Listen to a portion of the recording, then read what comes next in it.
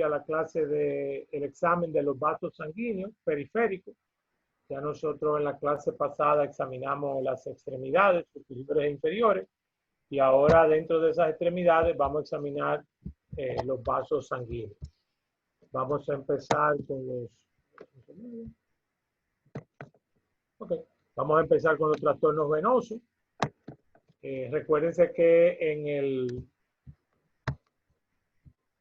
los miembros inferiores tenemos dos sistemas venosos, un sistema venoso superficial y un sistema venoso profundo. Y hay unas venas que comunican al sistema venoso superficial con el profundo y que como atraviesan la saponeurosis de la extremidad inferior se le llaman perforantes también. Entonces, uno de los aspectos más importantes del examen físico de las extremidades inferiores son las dilataciones de las venas, que se conocen como venas varicosas o varices. Se diagnostican generalmente por inspección y traducen una insuficiencia venosa del sistema superficial. Son dilataciones del sistema venoso superficial, pero pueden ser reflejo de un problema que esté sucediendo en el sistema venoso profundo. Estas varices traducen una mayor alerta, una mayor alarma cuando hay hiperpigmentación de la piel, edema y además las venas dilatadas. Traducen insuficiencia venosa de las extremidades inferiores.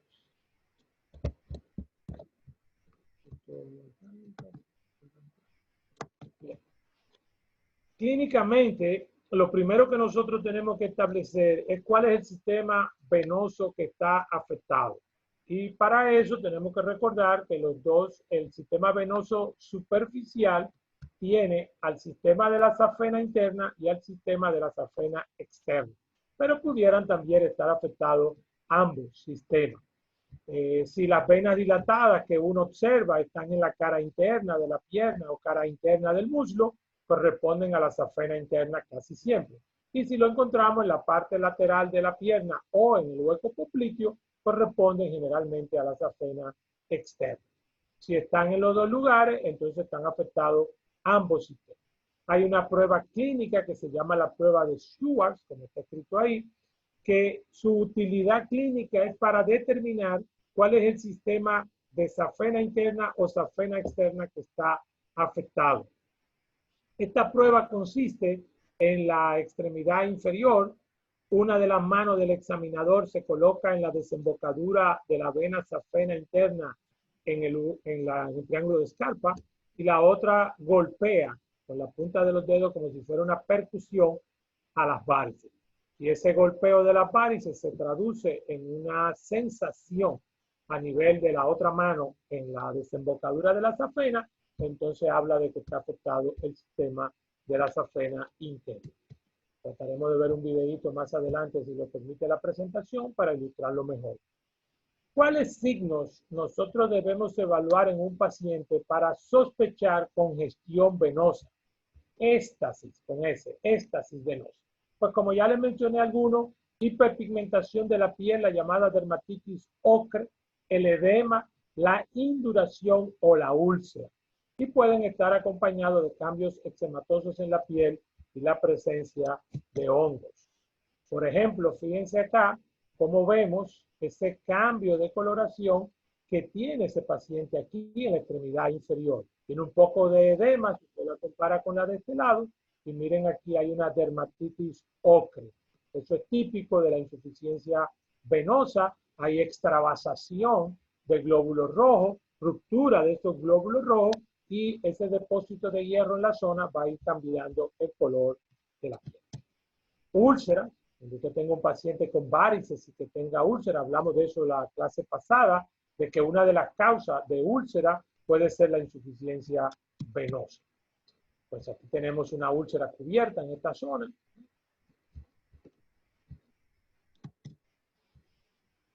¿Cómo vamos a determinar si las válvulas, acuérdense que el sistema venoso tiene válvulas, porque el sistema venoso, el drenaje va en contra de la gravedad? Entonces, ¿cómo nosotros podemos evaluar si esas venas, las válvulas de esas venas están buenas? Hay una prueba que tiene el mismo nombre, el mismo apellido de la posición de Trendelenburg, que es Trendelenburg, la prueba. La prueba es para determinar la suficiencia de las válvulas de la vena safena interna y la suficiencia de las venas comunicantes, que son las que le expliqué ahorita, que comunican el sistema venoso superficial con el sistema venoso profundo. La sangre venosa que va por el sistema venoso superficial termina en el profundo, sea por la vena comunicante o sea ya porque la safena desemboca en la vena femoral, como usted recuerda de su anatomía 2. Esta es una prueba, quizá de las pocas pruebas que existen en la clínica, que tiene prueba negativa, prueba positiva y prueba doblemente positiva. O sea que pudiéramos tener la probabilidad de 4 resultados.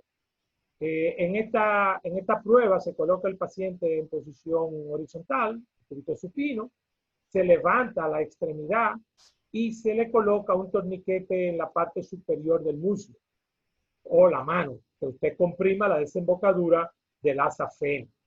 Si cuando el paciente se pone de pie y usted no ha quitado la mano todavía o el torniquete y no se llenan bien las varices, y si usted quita la mano y tampoco se llenan, entonces hablamos de una prueba de Trendelenburg negativa.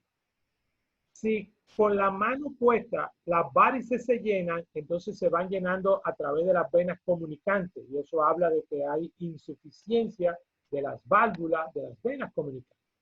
Y si se llena cuando usted quita la mano, entonces la que está insuficiente es la válvula a nivel de la desembocadura de la safena. Si se llena por las dos, entonces hablamos de una prueba doblemente positiva. Pero también nos interesa evaluar clínicamente cómo está el sistema venoso profundo. Es más difícil de evaluar clínicamente porque ya dijimos que las varices son dilataciones del sistema venoso superficial. El sistema venoso profundo está debajo de la aponeurosis, como su nombre lo dice, y acompaña a las arterias del mismo nombre, ¿verdad? Arteria poplítea, arteria femoral. Aquí nosotros vamos a sospecharlo con el edema, la úlcera, la cianosis que puede haber a nivel de los pies y hacemos la prueba de PERTES, la prueba del torniquete comparativo. En este caso, vamos a localizar un paquete varicoso, unas venas dilatadas, y le vamos a poner un torniquete por encima de las varices. Obviamente, al poner un torniquete por encima de las varices, vamos a impedir el drenaje de la varice a través del sistema venoso superficial, porque está comprimido por el torniquete. Mandamos al paciente a caminar o a hacer saltos o a subir, empinarse y dejarse caer, de tal manera que se contraigan los músculos de la pantorrilla y entonces, si la varice se llena más o duele, significa que el sistema venoso profundo está bloqueado, porque esa varice que tiene bloqueado el drenaje por el sistema venoso superficial, si tiene un drenaje al sistema venoso profundo, no debería tener ningún problema y debería reducir el tamaño. Pero si aumenta el tamaño, quiere decir que el sistema venoso profundo está bloqueado, está obstruido. Por lo tanto, la prueba de Stewart nos separa lo que es si está afectado el sistema de la safena interna o la safena externa. La de Trendelenburg nos habla de la funcionalidad de las válvulas, de la safena interna y de las venas comunicantes. La prueba de PERTES nos determina clínicamente la permeabilidad del sistema venoso profundo.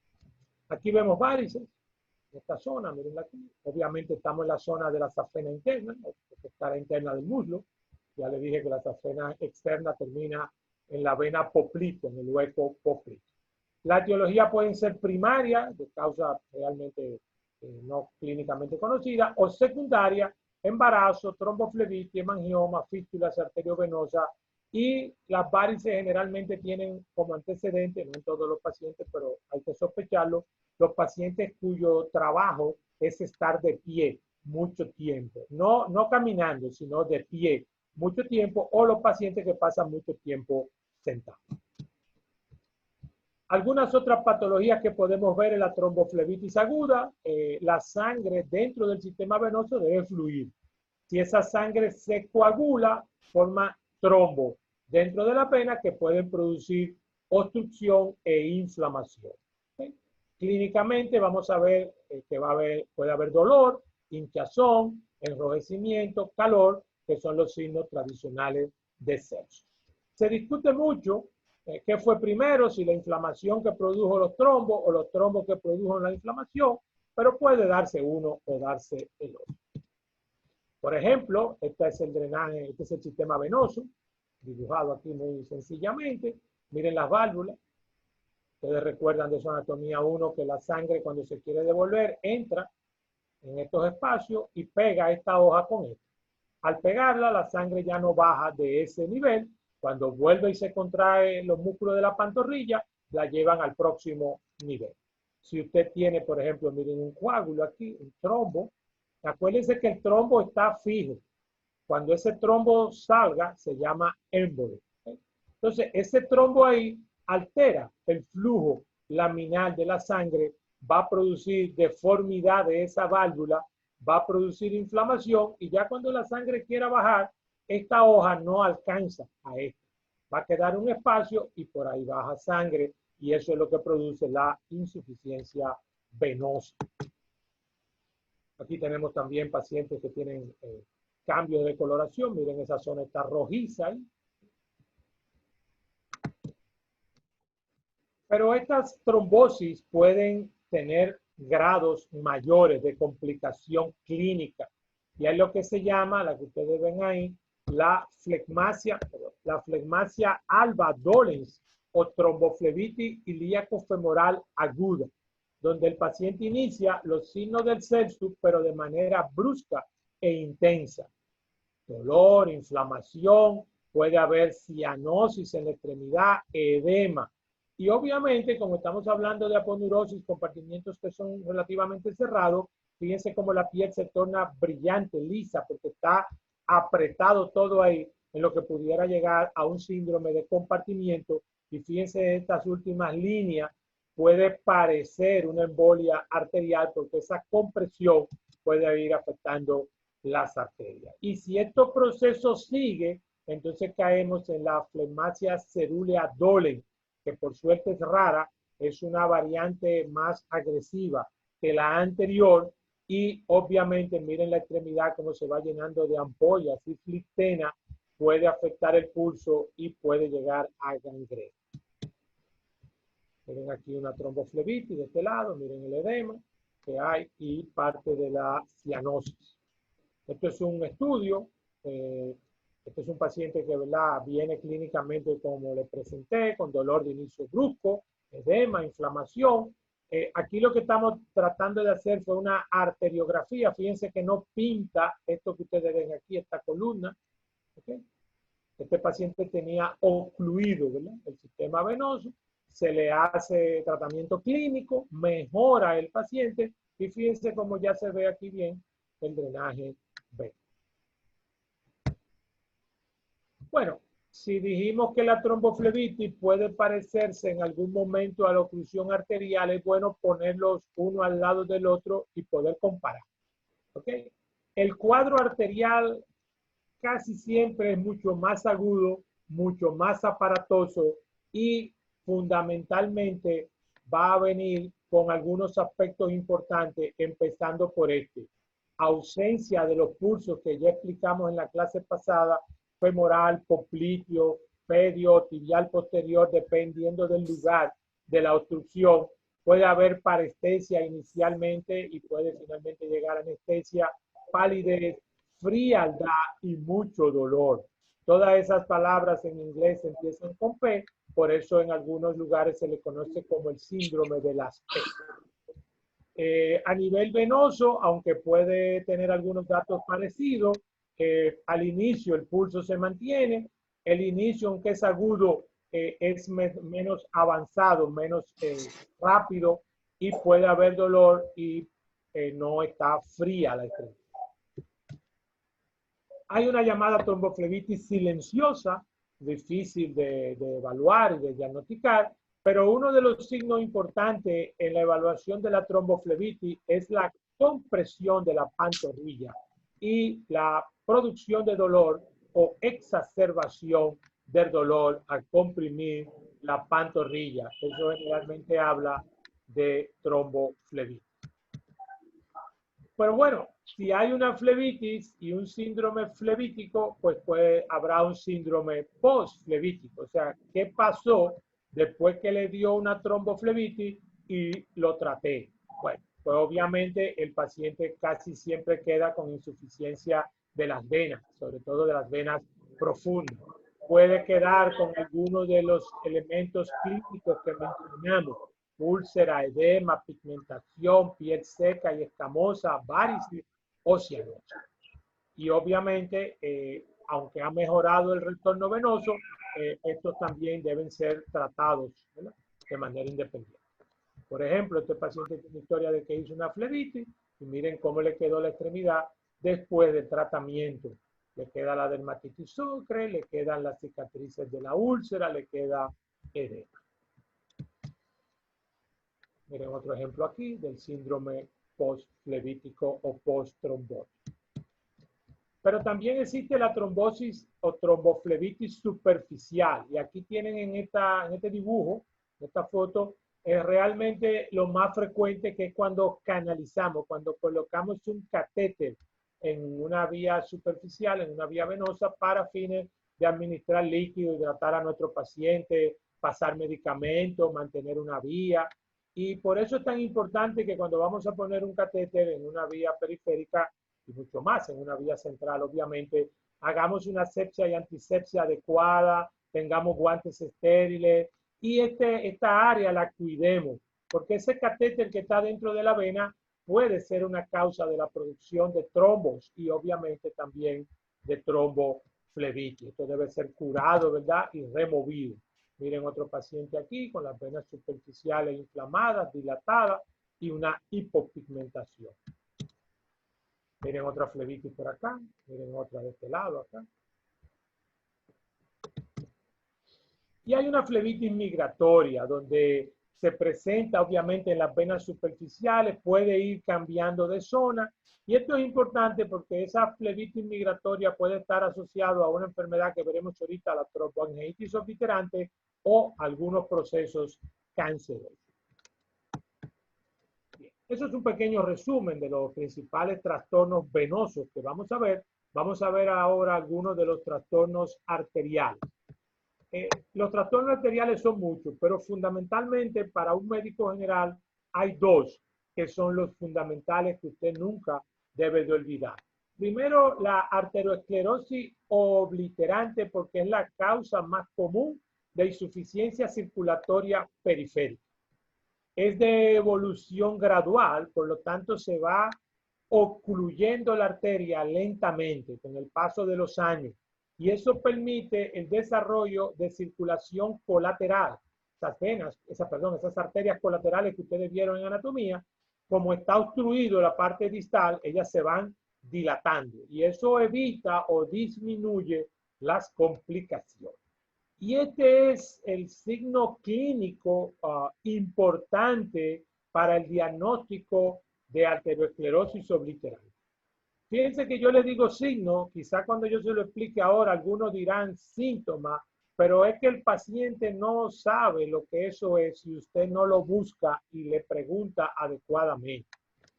Como hay una obstrucción de la arteria y lo que se ha ido desarrollando son las arterias colaterales, esas arterias colaterales suplen la irrigación de los tejidos para condiciones, vamos a decir, habituales. Ahora, si el paciente tiene que hacer un esfuerzo, tiene que correr, tiene que saltar, tiene que jugar baloncesto, tiene que nadar, que hay un gran movimiento y los músculos demandan una mayor cantidad de sangre y oxígeno, y esa arteria está tapada parcialmente o totalmente y no hay buena circulación colateral, el paciente va a referir la aparición brusca de dolor. Y la claudicación intermitente generalmente está descrita con un dolor súbito en la pantorrilla, ¿no?, producto de que está obliterado a nivel del eje femoropopliteo. Entonces, el paciente le va a referir, si usted sabe de ese signo de la claudicación intermitente, el que le va a preguntar y el paciente le va a decir: sí, doctor, yo camino sin ningún tipo de problema, pero si tengo que caminar muy rápido o correr, no puedo. montaba bicicleta muy bien, ya no puedo porque me da un dolor brusco. Tengo que parar el ejercicio y me mejoro.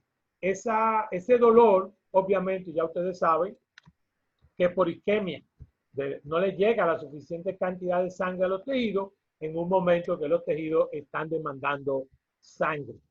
Esa claudicación va a ser más alta en la medida que la obstrucción sea más alta. Y veremos un ejemplo importante de eso en un ratito.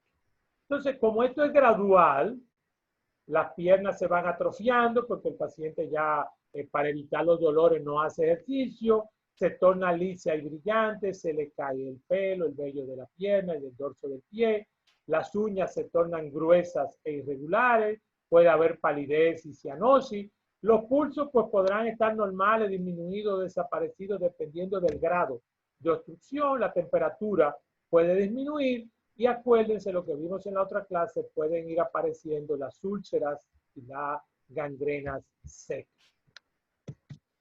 Por ejemplo, este es un paciente que está descrito con una aterosclerosis. Poco a poco va, mírese que ya va perdiendo el color en la piel, se le cayeron todos los vellos, la uña está irregular. La trombosis aguda, entonces la otra entidad. El tromboembolismo arterial es una entidad de diagnóstico necesariamente temprano para poder salvar la extremidad. Ustedes se recuerdan de la trombosis mesentérica, la oclusión vascular mesentérica. Esto es lo mismo, pero en la extremidad inferior. En vez del coágulo irse a la mesentérica, se fue a la femoral. Y entonces ese émbolo va a ocluir nuestra arteria.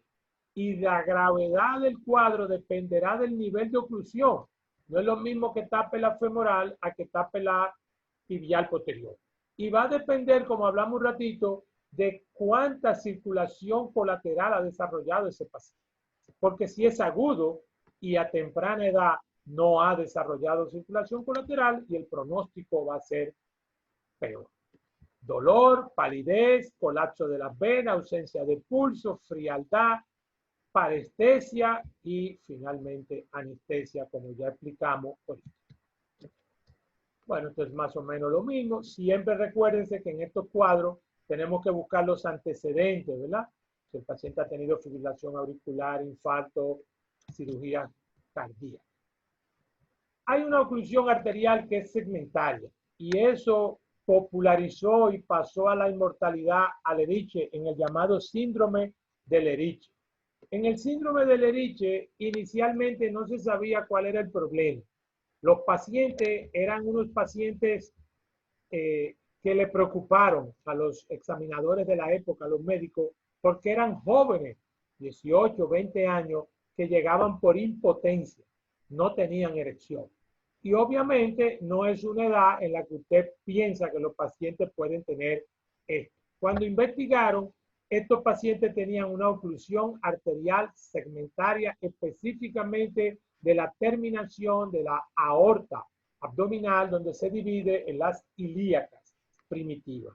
Entonces, esto es un síndrome que puede dar la claudicación intermitente alta en la parte superior del muslo o en la cadera, y que si usted lo sospecha, puede preguntarle a los pacientes sobre lo que corresponde a la erección. Ahora vamos a ver un grupo de enfermedades que tienen una particularidad. Fíjense que hemos estado hablando de problemas arteriales que no tienen pulso o el pulso está disminuido. Pero en estas entidades que vamos a ver, como el problema está en las arterias digitales o en las arterias interóseas, cuando usted le toma el pulso radial, por ejemplo, está bien. Porque el problema no es antes de la arteria radial, es después de la arteria radial. En la tromboangitis obliterante, varones de más de 45 años casi siempre con una flebitis superficial, edema, espasmo, y fíjense cómo se van necrosando la punta de los dedos, las extremidades finales, que es donde más tardíamente va a llegar la sangre. Tienen ejemplos como ya esa ulceración ha ido produciendo descamación del tejido.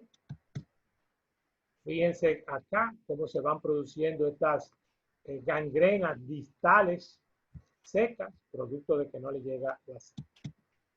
El síndrome de Raynaud es un espasmo vasomotor, se contrae, un espasmo de las arterias, principalmente de las extremidades. Como ya le dije, los pulsos están bien porque la contracción es de las arterias digitales y afecta la parte distal, la parte de los dedos. Isquemia de los dedos, hay una relación con el frío y trastorno psíquico, aunque hay una variedad traumática, pulsos periféricos y presión arterial, como ya les he dicho, sin alteración. Y la enfermedad de Raynaud es la progresión del síndrome de Raynaud a una parte más agresiva que puede llegar a gangrena. Aquí vemos algunos ejemplos de los fenómenos de Raynaud. A veces no es fácil distinguirlo de las otras entidades que producen más o menos el mismo cuadro, distinguirlo clínicamente. La esclerodermia es una enfermedad sistémica, está cruzado un poquito ahí, pero afecta también las arterias. Y el otro cuadro es la eritromelalgia, que el nombre parece muy complicado, pero es la reunión de toda su sintomatología. Eritro, de que la mano, los dedos se ponen rojos, melo, de que afecta a las extremidades, y algo de que hay dolor. Enrojecimiento, calor y dolor en las extremidades, generalmente asociado de exposición al calor. Personas que tienen la mano mucho tiempo en lugares calientes, fumadores de esos que se fuman hasta la colilla, que tienen todo el tiempo calor aumentado en los dedos. Y fíjense lo mismo, los pulsos periféricos no tienen alteración. Ya habíamos hablado en otras ocasiones de los aneurismas. Esto es una arteriografía. ¿Okay? Estos son los riñones, la arteria renal y la vascularidad renal. Pero fíjense aquí que hay una dilatación. La aorta debe ser de ese ancho y aquí se dilató. Ese saco se conoce como aneurisma. Ya lo vimos en el abdomen agudo, lo vimos en la palpación del abdomen, lo vimos en la arteria poplitea y obviamente siempre serán masas pulsátiles que pueden tener soplo en su interior o la sensación de un thrill cuando usted le coloca la mano. Aquí tenemos el de la arteria poplitea. Bueno, la fístula arteriovenosa son comunicaciones entre la arteria y la vena, comunicaciones anormales, que podemos producirle a los cirujanos, por ejemplo, cuando hacemos una fístula arteriovenosa para la hemodiálisis de los pacientes con problemas renales. Puede ser congénita, puede ser traumática además. Y va a tener soplo y thrill porque la sangre va a pasar del lado arterial que tiene mayor presión al lado venoso. Y esa turbulencia genera un soplo y se percibe, se siente en la punta de los dedos, si le coloco la mano, un thrill. Los trastornos linfáticos, pues, son un poquito más complicados desde el punto de vista médico, pero más sencillos desde el punto de vista estudiantil. Vamos a revisar la linfangitis aguda, que es la inflamación de los vasos linfáticos. Dolor, fiebre, malestar general, celulitis, edema, y casi siempre buscamos la puerta de entrada. El paciente parece que le picó algo ahí o tuvo alguna herida y entonces hizo una inflamación, infección del dedo y miren la línea donde va de la linfangitis. El linfedema, acuérdense que la linfa recoge líquido, sobre todo del espacio intersticial. Y si ese líquido no es recogido, entonces va a haber edema. El edema linfático se le llama linfedema. Esa foto ya la habíamos visto precisamente como un ejemplo de edema. Esta extremidad está mucho más dilatada, edematizada, la izquierda que la derecha. Puede ser primario, congénito, o puede ser secundario. Por ejemplo, una de las causas, no siempre, pero una de las causas de linfedema secundario es cirugía de la glándula mamaria por cáncer, donde extirpamos los ganglios de la axila y se compromete el drenaje de la extremidad superior, drenaje linfático. Y finalmente la elefantiasis, que es la etapa final de un éxtasis linfático extenso. ¿Okay? El nombre, obviamente, ustedes ya saben que deriva de la similitud, del parecido con las patas de un elefante. Se llama elefantiasis, es un trastorno linfático grave y crónico. Ya eso lo habíamos visto. Tengo aquí unos 8 chats, vamos a ver qué dicen. Todos ven la pantalla, había uno que no lo veía, el mío está negro, escucho. Busca la del profesor. Eso ya. Vamos a ver si conseguimos otra.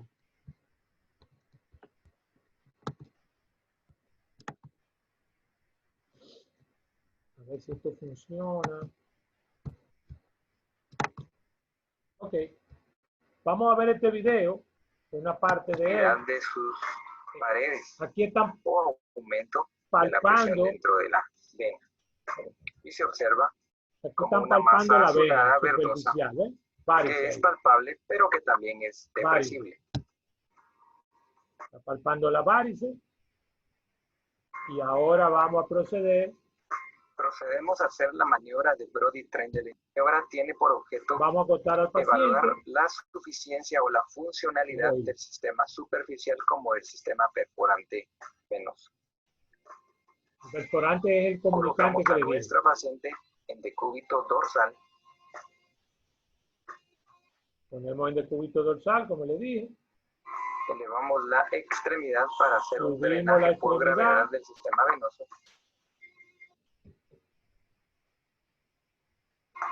Mientras observamos cómo se colapsa el sistema, una ligadura.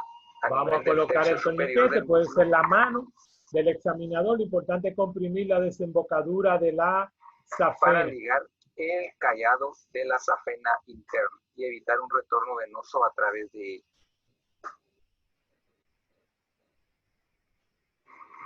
Colocarse de pie. Ponemos al paciente y observamos de pie. El sistema varicoso. Normalmente no se debe llenar la varice porque la válvula perforante impide que la sangre del sistema venoso profundo pase al superficial. Y la válvula que tiene la safena cuando va a desembocar en la femoral impide, además de que usted le tiene un torniquete en esa zona. Por lo tanto, la vena, la varice no debe llenarse. Y su comportamiento.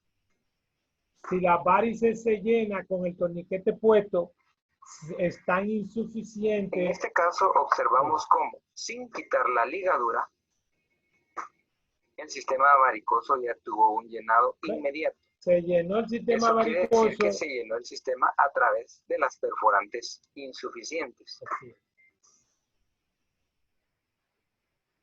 La pierna, al paciente lo... Este hallazgo por... Al paciente lo acostamos y le subimos la pierna para vaciar la varice.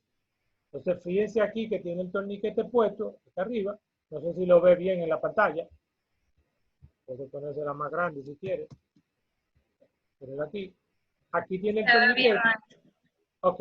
Aquí tiene el torniquete y se llenaron la varice como quiere. Entonces, quiere decir que se están llenando por el sistema venoso profundo. Es una prueba de Trendelenburg positiva para insuficiencia de las válvulas de las venas perforantes. Si yo quito el torniquete y se llena más todavía, entonces también está dañado el de arriba. Si no se llenan estas y se llenan cuando quito el torniquete, entonces las válvulas perforantes están buenas y la válvula que está dañada es la de la safena. Y si se llena por los dos lados, como le dije, prueba doblemente corresponder positiva. A una prueba negativa si al quitar la liga no ocurre ningún cambio en el sistema varicoso.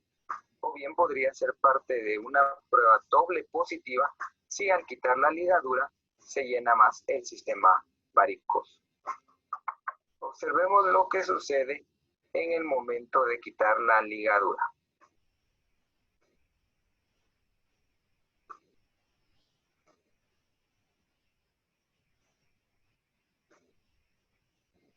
Observamos cómo el sistema varicoso se llena aún más de lo que ya estaba. Eso demuestra una insuficiencia también de la safena interna. Por lo tanto, la prueba es doble positiva. Hay insuficiencia de la safena interna y de las perforantes.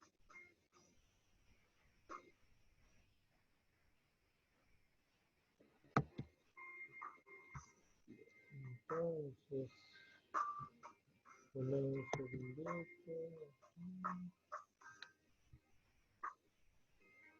vamos a ver otro video.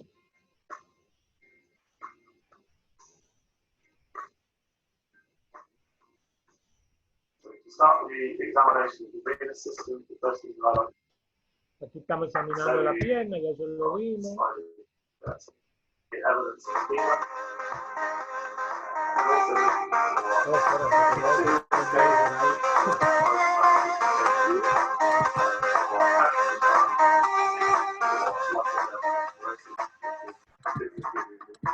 El siguiente, bueno, muy buenos días y muchísimas gracias a todos por asistir el día de hoy, a los que nos ven en línea también. Yo soy Paula Lelanaya y me da el gusto darles... Eso no es malo, ¿verdad? Sí, pero este no tiene video. Vamos a ver. Bien. Seguimos aquí.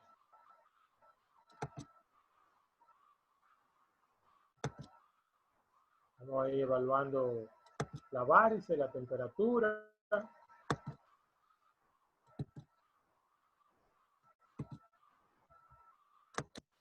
Incompetent bowels within the distribution of the varicose vein.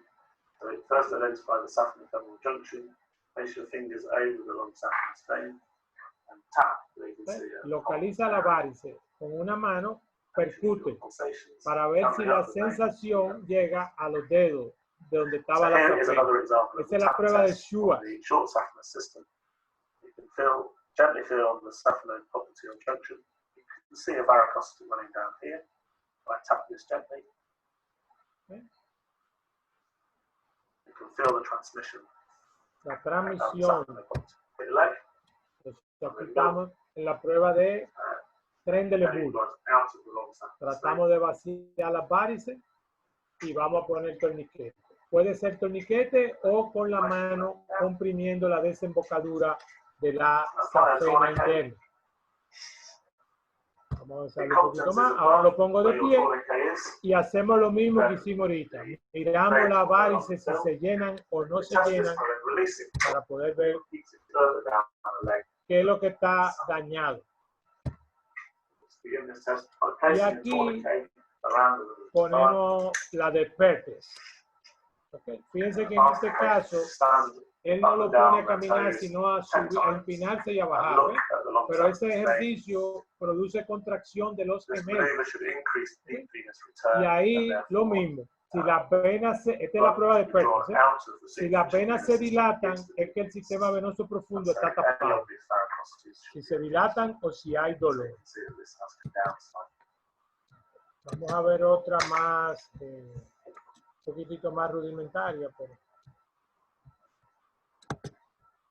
esta es de la Facultad de Medicina de la Universidad de Guatemala, creo que San Carlos de Guatemala. Para hacer la prueba de Perthes, de pie, eso nos permite, ponemos y de lo que pie, vamos a torniquete investigar por encima de la varice. es la función venosa al momento de la contracción muscular. Que Vamos a caminar un trecho para activar dicha bomba de para colapsar, activar todo lo que tiene que ver con los músculos gemelos, ¿verdad? puesto que estaría drenando la sangre del sistema superficial, que es el varicoso, hacia el sistema profundo, como normalmente ocurre. Acuérdense que le dije que el sistema venoso superficial drena en el profundo a través de las perforantes y a través de la desembocadura de la safena interna en la femoral y la safena externa en la poplite. Como aquí tiene un torniquete, no puede drenar por la parte superficial, tendría que irse con el profundo. Si el profundo está ocluido, se va a llenar mucho más la vena de las varices porque no tienen para dónde coger. El torniquete tapa el drenaje superficial y los trombos tienen tapado el profundo.